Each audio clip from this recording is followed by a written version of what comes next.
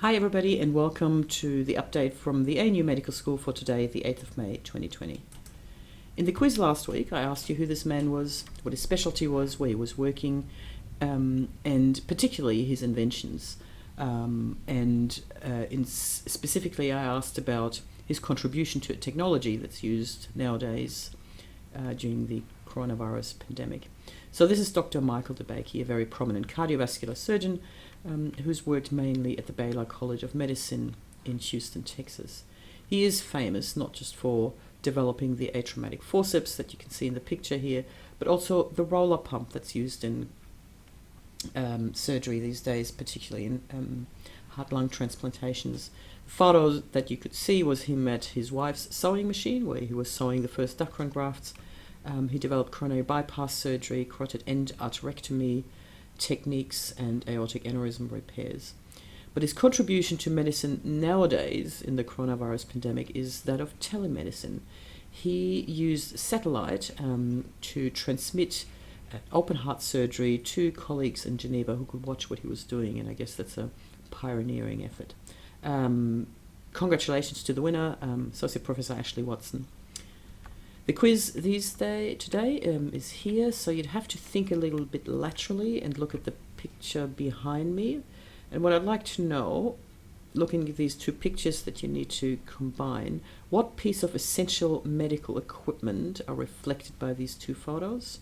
If you know who this young lady is, then it'll be easy, and if you're an intern, you would know because I teach this in year 4 every year.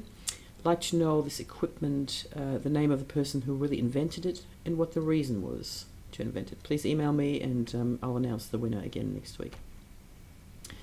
There's been a lot in the media about coronavirus, but I think it's worth mentioning that quite a few of our staff not only are contributing to the coronavirus effort within the ACT, but also nationally, and are using media to help others understand what's going on around this pandemic. And there are just a few examples here. So Associate Professor Sanjaya Senanayake and Professor Peter Collignon have been in Going Viral. In conversation, Professor Brian Schmidt, our Vice Chancellor, and Dr. Anna-Greta Hunter, a cardiologist and a member of the medical school, have been talking about global risks. And you know that Dr. Nick Coltsworth has been seconded to the Federal Health Department, and he regularly contributes on YouTube. Sanjaya has also been on The Conversation in the media, Peter Collignon in The Australian, and Dr. David Caldecott, who's an emergency department physician from Calvary, has been seen in the ABC News. Now, these are just a few examples. If you've got others, please send them to me. But I think it's important to understand that the medical school staff and clinicians are not just working in the hospital trying to prepare for the coronavirus pandemic, but actually using media and their knowledge to help others understand what's going on. Congratulations to those, and please tell me about other media representations of our staff. You would have heard from the Vice Chancellor in his blog last week that there's a plan from the university to return to campus. This will be a phased approach and will be taken very slowly with obviously safety processes and procedures around it. It is very likely that lectures will remain online for a long time, possibly till the end of the year. The MCHD students may not be able to return to campus until semester 2 or later, and we're working on those processes, and I will keep you updated once we have more details. For us particularly, the focus will be on clinical skills and on the practicals that can't be done from home and can't be taught online. These dates are as yet unclear, and they may change depending on the number of the COVID-19 patients we have in the country. There's some good news from our media department. Barb Korapi, who's our media manager, will next week publish a set of stories of 4 medical school HDR candidates that she has interviewed, and who will tell her how they cope with the coronavirus crisis, what changes they had to make to their higher degree project, and how that affected their research in a positive or in a negative way. And this will all be available on our social media feeds as usual. The students have now all been back in placements. That's the Phase 2 students. We had a Q&A last night. Dr. Nick Taylor and I attended that, and Phase 2 students, and answered all their questions. And it seemed that in general, the students' placements seem to be working well, and we haven't had any negative feedback from clinicians either. So we're very happy that this is business as usual. We have set up a governance group, which has membership from Canberra Hospital, of course the medical school, but also Calvary Hospital and general practices, which is really the committee that oversights any issues that arise with placements, but also allows the communication between the organisations and hopefully with the Chief Health Officer around changes of regulations around coronavirus in the ACT. The next step in terms of teaching and learning for Phase 2 will be to amend the portfolios and the skills logbook. As you know, we have a document from the medical deans which outlines skills that every graduating student should have. We've mapped that against our skills logbook and our portfolio items, and now what we're looking at is to change our portfolio logbook to allow the students to be able to fulfill those criteria. Now, they're not mandatory at the moment, and we know that there's a limitation for students on what they can do at the moment. Do as much as you can within your placement without going to other patients and to other wards, and we'll do some remediation towards the end of the year, and hopefully you can upskill what you haven't learned by then towards the end of the year. We will also address and look at rotations for semester 2 and see whether the current rotations are working or whether we need to make some amendments. We'll be looking at the remediation at the end of the year and looking at the current year 3s, what we have to catch up next year when they're hopefully in year 4 for the ongoing learning, so they can graduate with the skills that we think they need to have. And as you can imagine, we're still working on assessment, and as soon as we have any details, we will let you know. Now that the students are back in placements, we have had to think about what kind of computer or room access we can allow students here on Canberra Hospital campus. The computer room in Building 5 has been made available to higher degree research students, but also to Year 2 students.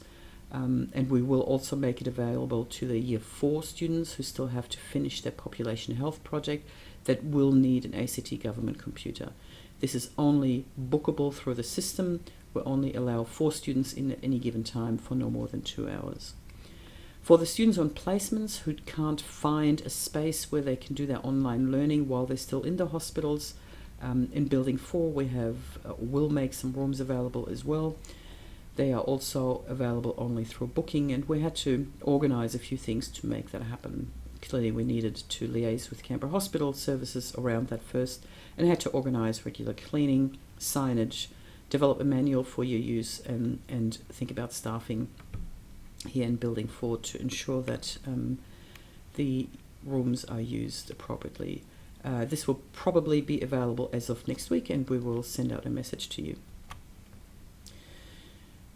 The year coordinator team, led by Dr. Nikki Skembry, have developed a quarantine team to look after students when they are tested for coronavirus or if they're found to be coronavirus positive.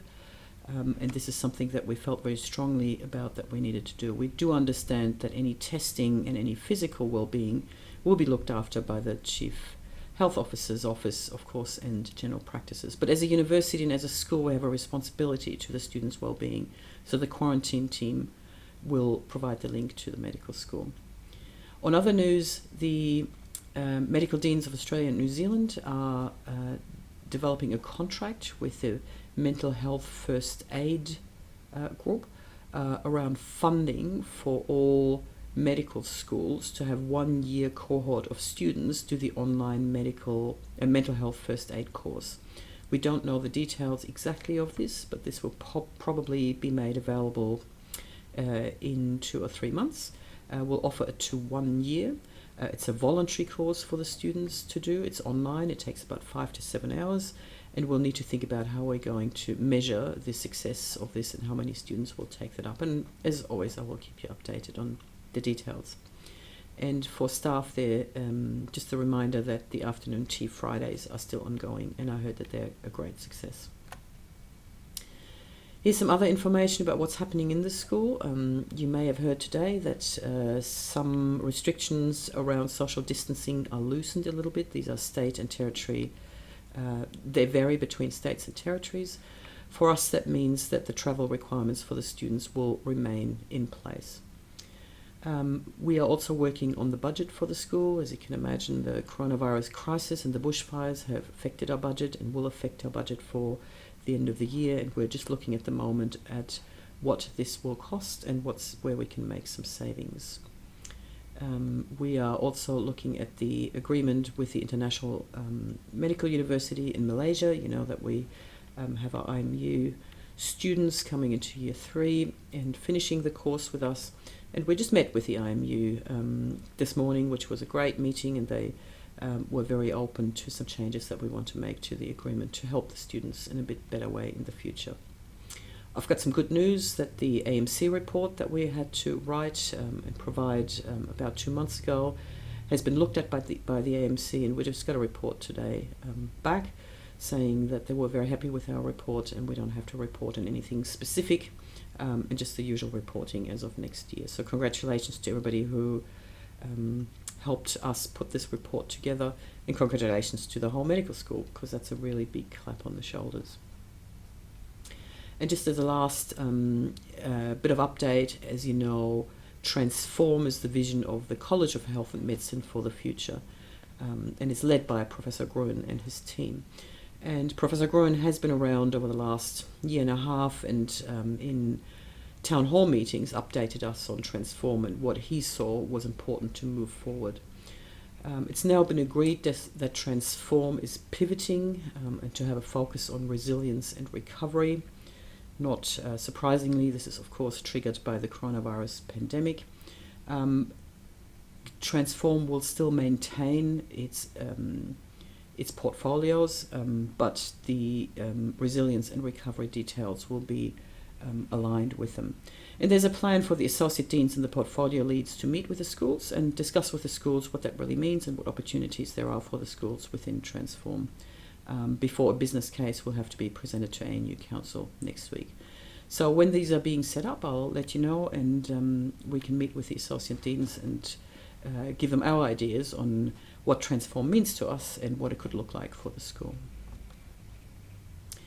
This is all from me then for this week. Remember, the COVID Safe app is available if you wish to download it. We'll continue with our weekly emails, and if you've got anything else to ask or to comment on, please email us on operationgraduate.medicalschool@anu.edu.au. Please enjoy the weekend. I hope the weather's going to be great. For all the mothers, have a lovely Mother's Day, and I'll see you next week. Thank you.